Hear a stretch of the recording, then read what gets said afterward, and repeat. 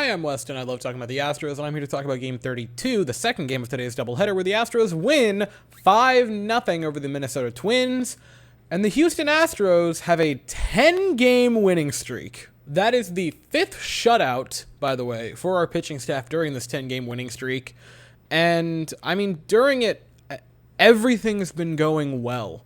The pitching's been great, the offense has been great, there's been very few, and when I say pitching, I also want to specify starting and relief. They've both been great. There have been nearly no holes to the Astros for the past 10 games. Early in this game, Chas McCormick breaks a little mini slump that he was in. He gets an RBI single to score Kyle Tucker, makes it 1-0 Astros in the second, and in the third inning, Yordan Alvarez would like to remind everyone that he is Yordan Alvarez. A 2-run shot to the deepest, most dead center part of the stadium, and it is 3-0 Houston. The fourth inning comes, and then you get to talk about something a little bit not wonderful.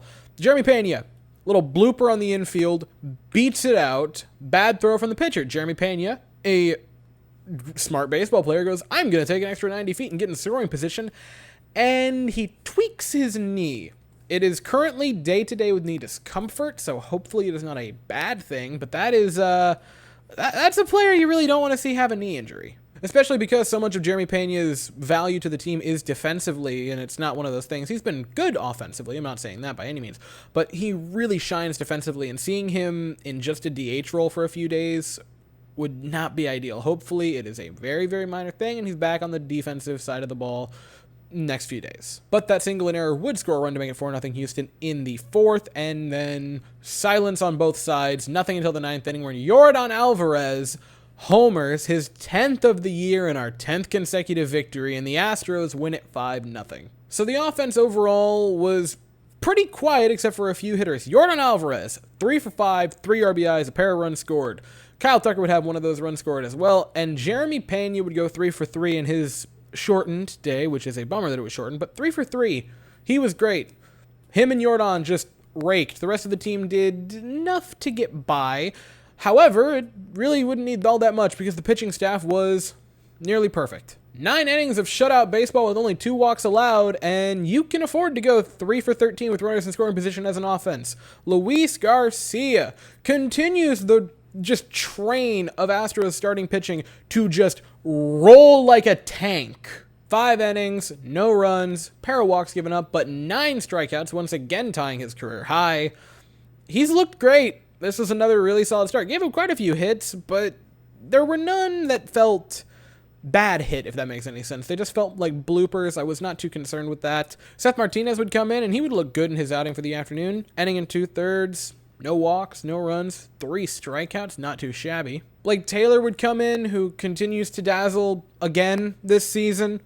Ending in a third, scoreless, no walks, got a strikeout, and Rafael Montero would come in for a 1-2-3 ninth inning to secure it. Again, another player who just continues to roll this season. Side note, because this is how you win at baseball, is just get incredible value for pitching. The Astros had 3 relief pitchers today pitch who had sub-1 ERAs, Hector Neris, Blake Taylor, and Rafael Montero. Sub-1 ERAs for all 3 of them, and they're combining to make less than $12 million this season. I think James Click is doing pretty well. I'm just in such a good mood. Like, 10-game winning streak. Hardly anything could dampen this. All right, who do we play tomorrow? The scars are still open. I still have nightmares I wake up from in cold sweats because of a foul pole. Hey, the Astros play the Nationals tomorrow, guys. Isn't that fun? The Washington Nationals. Nothing traumatic's happened at the hands of them recently, right? So tomorrow at 7:05 Eastern, 6:05 Central, we'll be in the nation's capital to take on the Nationals.